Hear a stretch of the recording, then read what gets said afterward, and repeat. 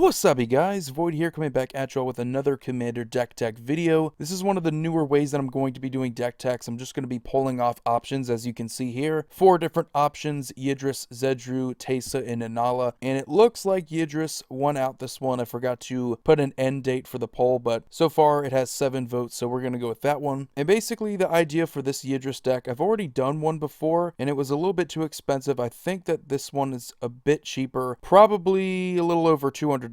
But it's going to do a very similar thing to what that deck was and kind of storm off. It's not going to be as powerful. We don't play removal because the whole purpose of the deck is to just try to combo. In most combo decks, they would rather just dedicate their entire deck to comboing so that they don't waste a lot of time with cards that are just going to help them stay in the game. You'd rather just try to win as soon as you can. So if you don't know what Yidris does, he's basically 4 colors for a 5/4 legendary ogre wizard with trample, which is pretty good because whenever he deals combat damage to a player, as you cast spells that turn from your hand, they're going to gain Cascade, which is one of the most busted keywords I think you could ever have on a card, because you're just getting free advantage off of your deck every single time you cast a spell from your hand. That is ridiculous. As always, we're going to look at our lands here first, and nothing really important, but we are playing 4 colors. So we have shock lands, we have stuff like City of Brass, Mana Confluence. Anything that can come into play untapped is important for this type of deck. We want to combo, and part of doing that, and especially doing it quicker, is getting lands into play untapped. Then we move on to our artifacts. We have, for the most part, mana producing ones. We have Soul Ring, Felwar Stone. These are pretty standard, especially in 4 colors. Felwar Stone is amazing. Lightning Greaves to give it to Yidris because we want to be able to attack as soon as possible. Lightning Greaves makes that possible. We have Thought Vessel because we have the potential to draw a bunch of cards and we don't want to discard them. Chromatic Lantern is going to give us all the mana fixing in the world, making our lands capable of tapping for whatever mana we need. Commander Sphere is going to give us whatever we need, but it's also going to be good if we want to storm off a little bit. We can also sacrifice it to draw a card. Then we have Fire Shrieker. This is a really cool combo with Yidris. Attacking with Double Strike, you're going to deal combat damage twice, so that's going to be technically 2 cascade triggers whenever you cast a spell from your hand. That is insane. We have Whisper Silk Cloak because we want to attack and we don't want Yidris to be blocked. Whisper Silk Cloak is perfect for that reason, also going to give him Shroud. And then we have Aetherflux Reservoir, one of our win cons in the deck. Once we get this out, we're probably going to be at the point when we've casted a ton of spells that turn, so we should be able to knock players out of the game pretty easily and gain a bunch of life. Geth's Grimoire. This is a fantastic card, especially when we have wheels. This is going to be kind of a wheel-based deck as well. Whenever an opponent discards a card from their hand, which is going to be a lot, you get to draw a card. So there's a ton of ways that you can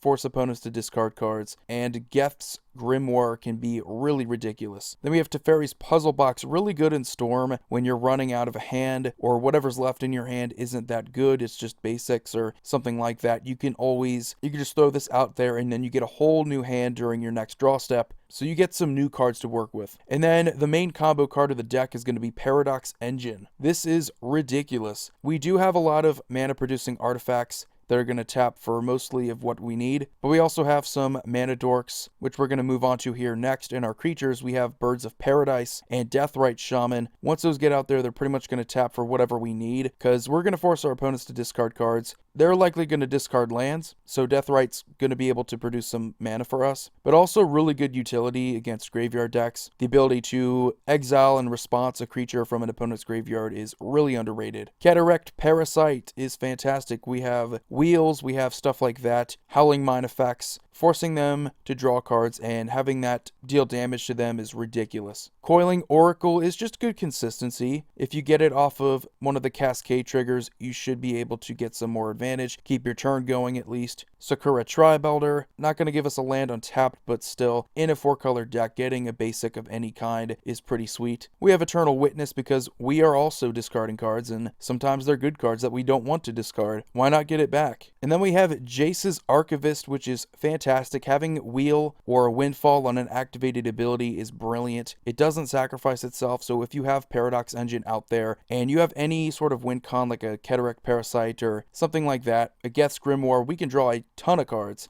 and just keep our turns going Magus of the Wheel, really sweet having a wheel on a creature. Even if it does end up sacking itself, we still get to keep our turn going, so that's the most important thing about that card. Then we have a Fate Unraveler, pretty much the same exact idea as Cataract Parasite, just a little bit bigger. Then we have a Kess Dissident Mage. We have a bunch of sorceries and some instants, so getting those back, being able to cast them again is sweet. Then we have Kaidal, Chosen of Krufix. We have a bunch of ways to draw a ton of cards in a single turn, so she's likely going to give us a bunch of colorless mana. Even if it is colorless mana, again, with Paradox Engine, we can make that even more and dump it into just about every single spell that we want to cast, even though we're likely going to also have to pay the colored mana. Still worth it. Solemn Simulacrum, good advantage, 4 colors. Having a colorless creature like this is never a bad thing. Consuming Aberration is one of the ways that we can win with Paradox Engine. If we get enough cantrips going and we can keep our turn going, every time we're casting a spell, and technically Cascade is going to count towards casting, even if the spell that we cast off of that isn't from our hand, it's still going to trigger this, so we can likely mill out our opponents. You know, it's not too shabby. Then we have Nekasar the Mind Razor, kind of the same thing yet again, Cataract Parasite, Fate Unraveler, also a Howling Mine on a creature, but again, we want to be able to deal damage off of our opponent's wheeling as well. Psychosis Crawler, kind of the same deal, but doesn't really work when our opponents draw cards, but rather ourselves. When we draw those cards, each opponent's going to lose a life, so yet another way that we can win off of that. Then we have Ethereum Horn Sorcerer, yet another Cascade enabler. Also really sweet because this one has the ability to bounce it back to our hand, so we can keep reusing the Cascade. Gonna get double Cascade, triple Cascade even at times. Awesome. Then we have a Locust God because we also get to draw a bunch of cards, and getting an army of 1/1 Hasty Flyers is sweet. And also a loot effect in the activated ability, and pretty much unkillable. Doesn't really stay down, it keeps getting back up. And then our last creature is a Maelstrom Wanderer. Has double Cascade, creatures you control have haste. Not really that big of a deal, but the double Cascade is definitely the big deal, because we can get triple Cascade, even quadruple Cascade. There's been situations where someone has casted this and they get 5 Cascade triggers. It's really ridiculous, but so much fun. Now we move on to our enchantments. We have 8 of them. Burgeoning. We are going to be wheeling away a lot of our hands, and that's going to get us a lot of new cards, especially lands. So the biggest problem with burgeoning is that you usually just run out of gas and you run out of lands to really take advantage of. But when you're constantly wheeling, drawing into more cards, this is fantastic. Then we have a Liliana's Caress, Waste Not, and Migrim. They're very similar cards. They all kind of work with your opponent's discarding cards. Waste Not is probably the most flashy. You get to do 3 different things depending on what the cards are. But for the most part, you want Liliana's Caress and Migrim on the board because your opponents are going to discard a bunch of cards, and 2 life or 2 damage for each card is going to put the pressure on them, and it's likely going to win you the game. But don't underestimate Waste Not. It is value city. Then we have a Bear Umbra. Yet another cool trick.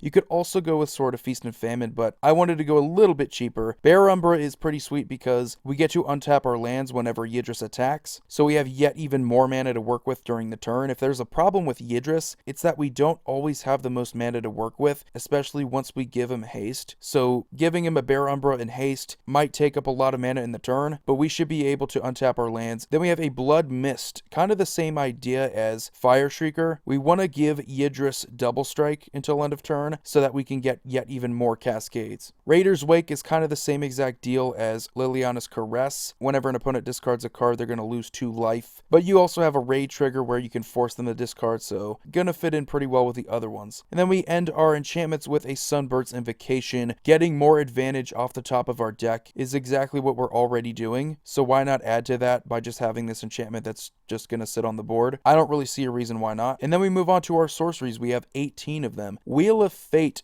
The funny thing about this is I believe this is the only 0 converted mana cost spell in the deck. So if you cast a Birds of Paradise, this is pretty much the only thing that you can get, which isn't that bad because it's pretty cheap. It's $4. The other ones are a little bit more expensive, but all things considered, this is basically Wheel of Fortune for free if you get it off the Cascade. Farseek, Cultivate, Kodama's Reach are all going to get us some lands. We might as well mention Far Wanderings. They're all really good if you get them off the Cascade, even if it isn't going to help you that much that turn. Those lands are all coming into play tapped, yes, but it never really hurts to set up for your following turn, especially if you still have Yidris out there. Then we have a Dark Deal. kind of like a wheel, but not as good because you just draw the same amount of cards in your hand -1. So it has the potential to be really bad, but hopefully discarding all the cards from your opponent's hands is really what you want to do. We have Molten Psyche, kind of a win con. If you get to cast this card later in the game, maybe you're at a point where you can force your opponents to draw a bunch of cards, and then you land this one, which at that point, it's likely going to be a win con. We have 12 artifacts, so hopefully we're able to trigger the Metalcraft, but if not, it's still going to be a decent way to wheel away, force our opponents to draw more cards. Not bad. Then we have Windfall. This is going to be pretty sweet. We have the potential to force our opponents to draw a bunch of cards, and sometimes they're going to have more than 7, so everyone's going to be drawing a bunch of cards. Mizzix's Mastery, getting every single instant or sorcery back from our graveyard and being able to cast them. It is a whopping 8 mana to overload it, but it's definitely worth it. Past in Flames, kind of the same idea, but this one is a little bit better because you have the flashback, so once it's in your graveyard, it's still useful. You can get a bunch of instants and sorceries back, get to recast them. Really sweet. Then we have Tempt with Discovery. This one is a little bit better because the lands come into play untapped. So it's not like the other ones. If you do cascade into this has the potential to keep your turn going. Depending on how many lands you're able to get, sometimes your opponents aren't going to take the tempting offer and they just let you search up one, which at that point, I guess it's kind of a bummer, but still pretty decent. Whispering Madness, basically Windfall, but you're able to cipher it onto Yidris, so you can get even more Whispering Madnesses. Baral's Expertise, really underrated card. This has the potential to bounce problem artifacts or creatures, but really what it's meant to do is just give you a free casting. If you get it off of a cascade, you get to cast a card with converted mana cost 4 or less. Even at its worst, you're still able to bounce stuff. Not bad. Dark Petition, again, if you get this off of a cascade, it's basically free value because you get a Demonic Tutor in addition to getting 3 black mana. So even in the more optimized builds, you're still going to see this card. It's just fantastic. Spell Mastery is a joke. We're likely going to have 2 instant and or sorceries anyway. And then we have a Reforge the Soul, basically a budget Wheel of Fortune that has the miracle cost. Rishkar's Expertise, kind of the same thing but better than Baral's Expertise because we can draw a bunch. We can draw at least 5 off of Yidris and then cast something for free. So pretty much the same idea, but way more explosive. Then we have a Spell Twine. You get to exile a target instant or sorcery from your graveyard and one from an opponent's graveyard, and you get to cast those without paying their mana cost. So again, same idea. You get this off of the cascade. It is free value, and these are the type of cards that you want to hit. Then we have a Treasure Cruise. This is really just in here because it's 8 CMC, and even if you delve for it and only end up paying 1 blue, it's still going to count as an 8 CMC spell. So you're going to be able to get something that's cheaper than it, like you normally would with Cascade. So really good, going to get you 3 cards anyway. And then we wrap up the deck with our 6 instants. We have a Brainstorm. Really funny with Cascade. If you want to cascade into something later in that turn, you can then put something that's cheaper than that on the top of your library so that you end up cascading into it. Rakdos Charm, I put this in so many decks and I love it so much. You have the ability to win games off of it. If your opponents are playing a bunch of tokens, they think they have some sort of infinite combo, and they have a bunch of creatures, you just make it to where each creature is going to deal 1 damage to them, and that works out pretty well. But even if it's not going to do that, you still have Graveyard Hate, and you still have Artifact Hate. Frantic Search, this is probably my favorite cantrip because it keeps your turn going. It untaps your lands. You draw 2 cards and then just discard 2. Really sweet card. Then we have Ancient Excavation. This is really sweet too. You draw cards equal to the number of cards in your hand and then discard that many. So you're likely going to discard all the crap that's in your hand that you don't want anymore. Has the basic land cycling,